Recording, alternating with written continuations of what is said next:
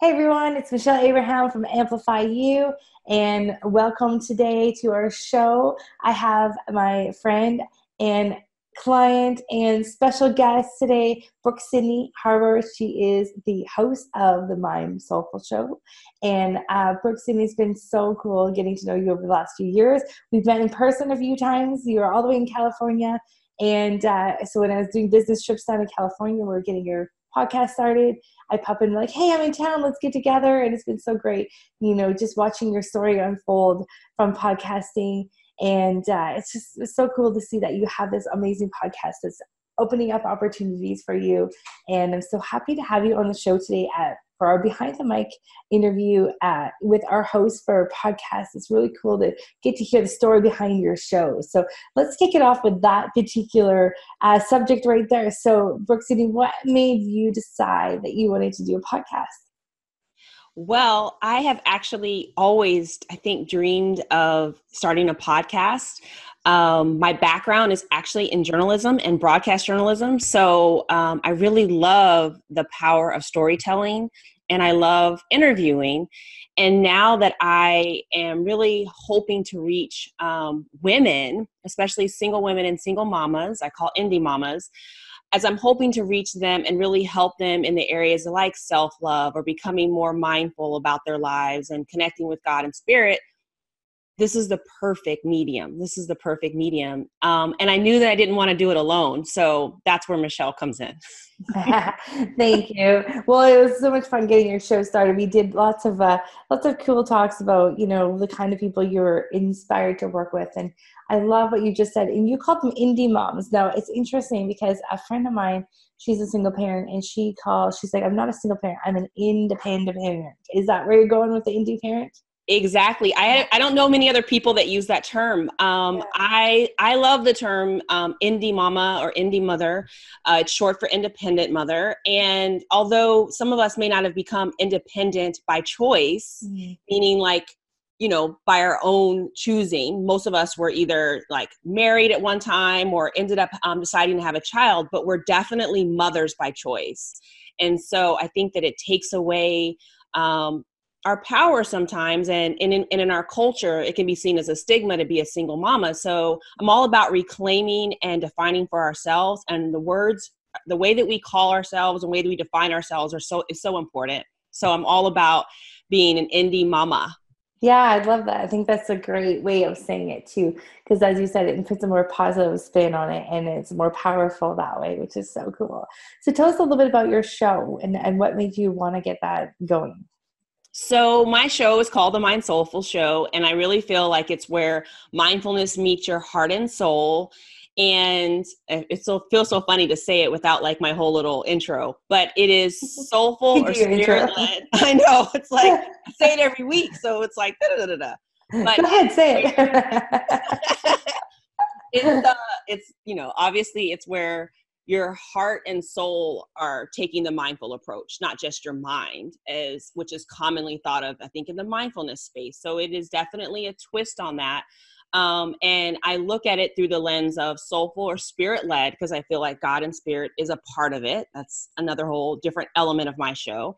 And we look at soulful mindfulness, mindset, and manifestation.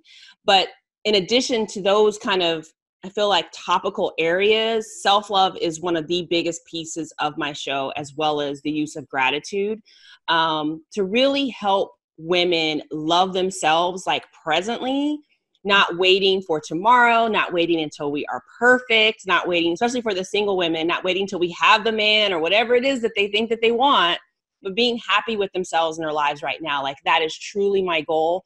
That is my passion. That is, that's how I feel like I've been designed to help serve, if that makes sense.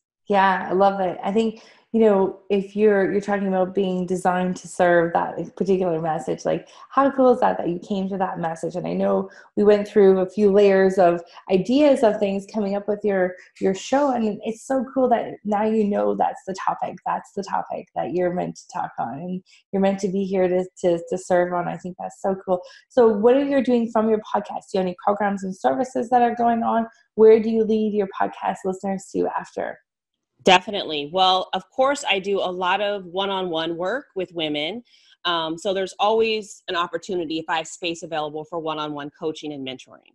And most recently, I'm opening up the doors to the program that I'm calling Blessings on Blessings to help women go from feeling broken to actually knowing they are blessed. And it's all about self-love. It's all about learning how to love ourselves better, breaking through any blocks, achieving greater clarity, learning more about the power of discernment so that we can have better boundaries and better standards and be able to call in all the things that we want. So we're able to be more abundant, but more abundant in manifesting the things that are like truly designed for us.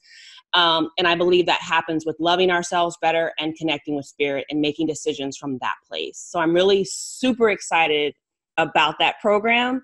And then I really feel like the podcast has led to increased speaking opportunities for me. I have been getting opportunities to speak locally in Los Angeles, as well as in the United States, different places. And so I am so appreciative of that. And I'm definitely open to more speaking opportunities. It's one of my favorite things.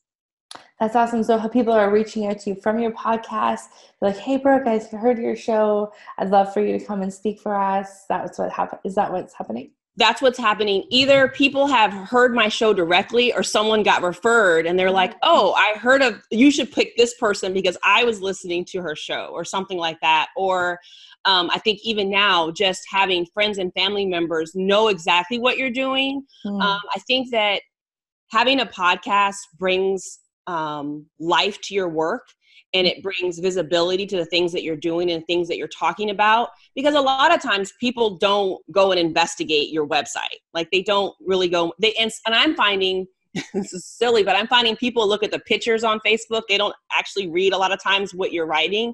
But a podcast, if you turn it on, you're going to hear my words. And so you're going to immediately know what I'm about.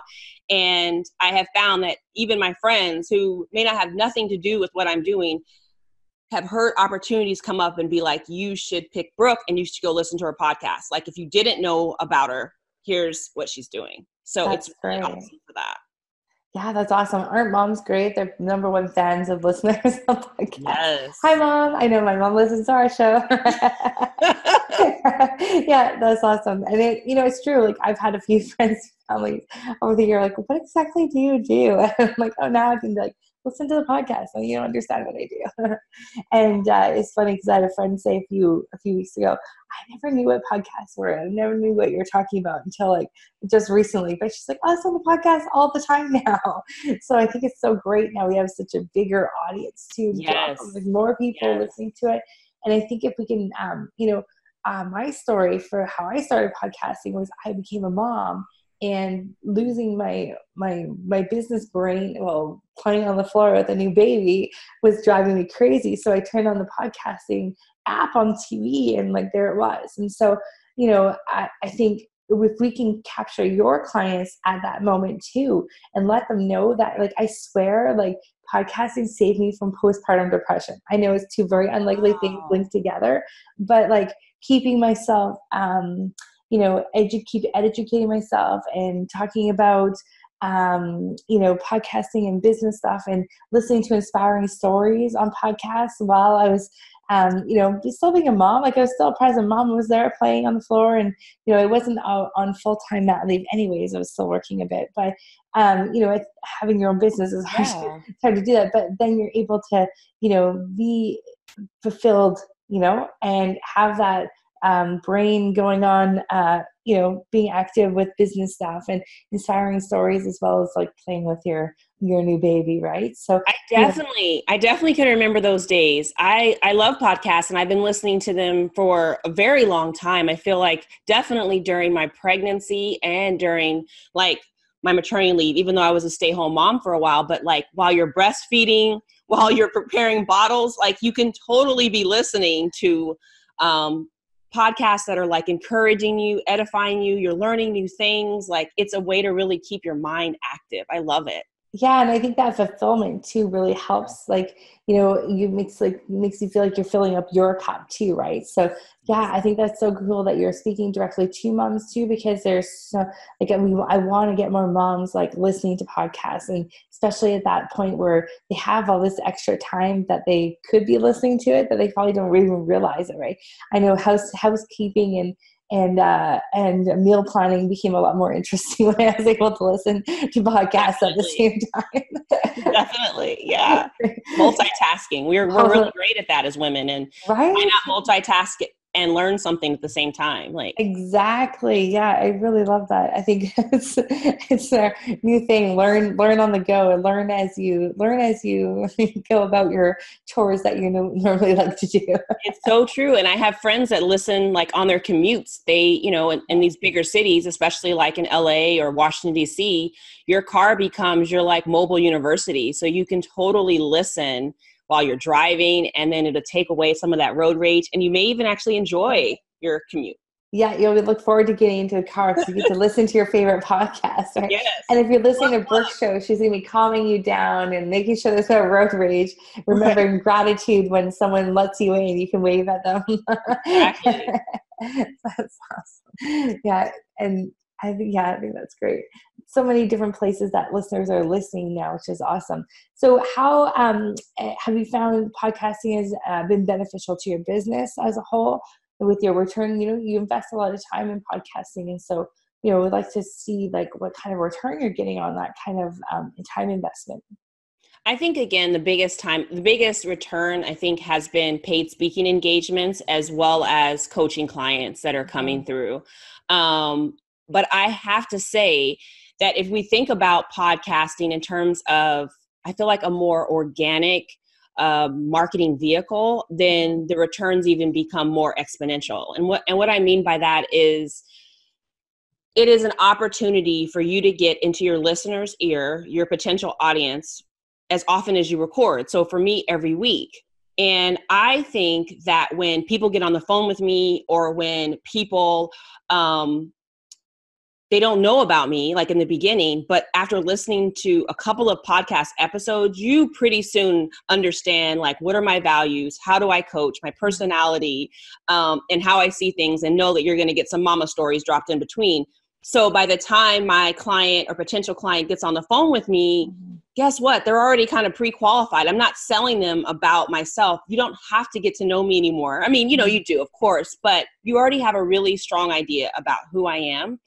And I think the other thing that people don't think about is just kind of the networks and connections that are made amongst your peers. I think that is, if we were probably going to monetize that, it'd be like thinking about what's the value of having a guest blog on someone else's site, or now getting yourself in front of other people's audiences. I feel like if we were to monetize that, we would see that the amount, maybe the hour or so that we spend on that podcast each week or more, is actually turning into widening your network. Again, your marketing network, as well as future collaborations. I definitely am getting opportunities to be on other people's podcasts, come into Facebook groups. One particular person who actually coaches women specifically on dating is actually taking our episode and putting it on her podcast. So, I mean, that's a paid placement if I had to pay for it, right? So when we think about it in terms of like broadening how we view monetization of our time and of our energy, especially our marketing efforts, I think that it's more than paid off. And I'm just so pleased with the people that I'm meeting, the connection I'm making, as well as the clients and audience that are essentially pre-qualified. They know who I am. Yeah, I love what you're saying about that, where they're pre-qualified clients. They already get to know you. They know you. They like you. They trust you. It just makes that conversation when they're coming in to becoming a client so much easier and more natural, because they're like so already ready to say yes, right? Yes. Which is really cool. I think that's awesome. And I love that you've gotten so many great connections and collaborations. That's one of the things I like about podcasting, is just that the networking that can happen and the collaborations that can happen within the conversation that you're having, right? Like you get on on and we meet someone super cool, and then we're able to like then do other work with them and refer them to other people, and just expanding your network. So although the show takes a little bit of time and effort to put into, that return on what you're going to see not only is immediate, but it's also evergreen, and you can see those. You're going to be seeing the return on those interviews for a long time, which is really cool. And keeping in touch with those people, and it gives you an excuse to reach out to people that maybe you might feel are a little bit, maybe out of reach at some point to you, but now because you have a platform to help them with their business. And that's what I love about it, because you're helping other people, which I know you're so much about this. Like, you're helping someone else come on your show, showcasing them to your audience, and then you're able to offer that to them of service so that they can expand their audience, which I think this is great, right? It just fits so well in that service-based thinking. Right? Yes, and I feel like it is truly an offer. It's truly an offering. Like, so much of what many of us do that have a podcast is a paid thing, meaning it's paid to work with us. And I feel like if people are truly listening to the shows, not just mine, but other people's as well, like, you're getting so much valuable content to help you shape your life. I know that I have even become more selective now in terms of who I'm bringing on my show, because I want to make sure that I'm giving my audience, my ladies, the people that I'm called to serve, exactly what they need. No fluff, right? Like, and I think that's a maturity thing that comes also as you begin, as you're farther along in the podcasting process. I mean, I'm only like 27 episodes in, I think, or something like that, but it's still, I'm starting to see, okay, well, here's where I really want to serve them, or here's where they have said, this is something they really want to know about. And so this is a great way to, I feel like, meet some of the needs and serve your clients. So are they asking you questions on Facebook or in Facebook groups, and then you're able to answer those on the podcast? Yes. Yeah.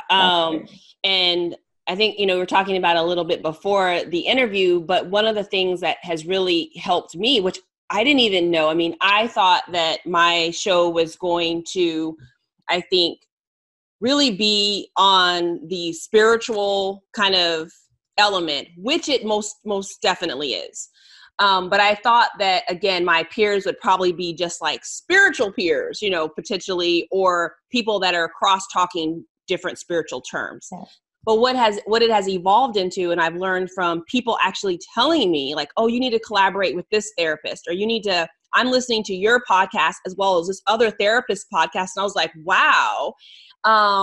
So it's also brought me like great market research, but then seeing where there's really this need to fill, and learning more about, I feel like, just about the women that I'm serving. Like, that's been so powerful to me, and understanding, like, one particular person's like, I love this podcast, and you guys are both talking about self-love and even love addiction and different things, but theirs is missing the gratitude and the spiritual piece that I'm picking up in yours. And I was like, wow, I never thought that's what I'm saying. I think that once you start taking these steps forward and getting out there and not being afraid, which most of us are in the beginning, you'll learn so much about yourself, about your client base, and how, more importantly, you can serve them. That's amazing. I love it.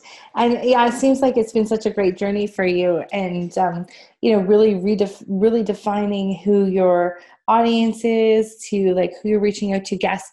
Let's talk about guests for a second. You've had some amazing guests on, and it's been some really cool topics. How have you picked your guests, and how has that process been for you?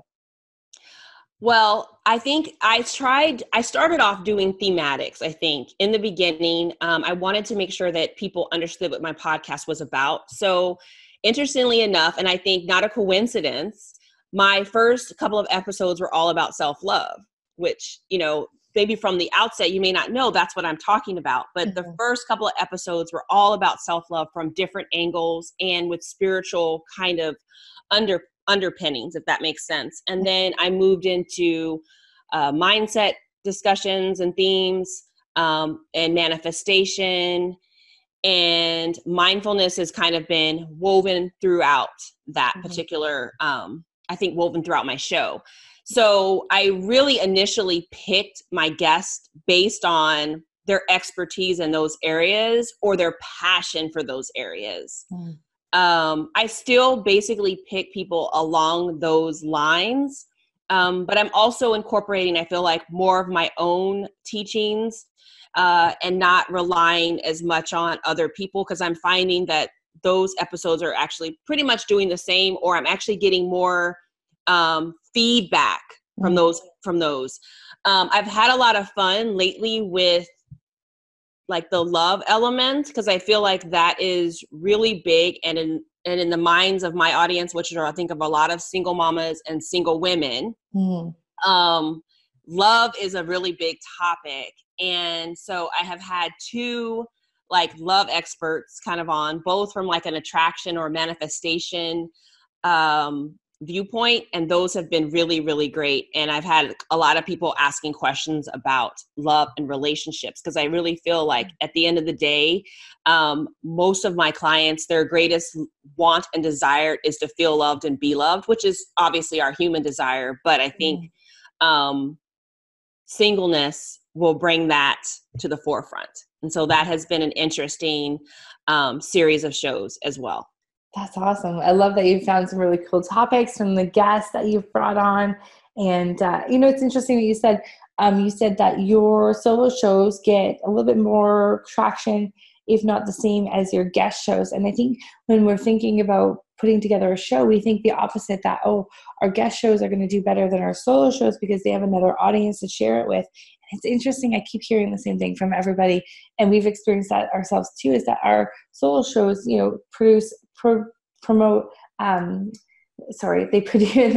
seem to do the same as our interview shows. So it's great, because I think when the solo shows, that you're able to let loose and really talk about your passions and your topics that you're passionate about. That's where you're going to get the clients from. Well, I think even if it's not downloads equivalent, it's usually feedback more. Right. Yeah. People feel like, wow, you were talking about, motherhood as an idol or whatever. Yeah. And so, oh my goodness, I'd never thought about that. And so I think for some reason, those shows elicit more feedback and more people asking questions. More engagement, which is great. Yeah. That's awesome. And where are you getting people engaging? On Facebook? Mostly on Facebook, yes. Yeah. I have gotten a couple of emails. So people that have listened that are already on my email list or recently got onto my email list. But I get a lot of engagement through Facebook, either my business page or in my Facebook group.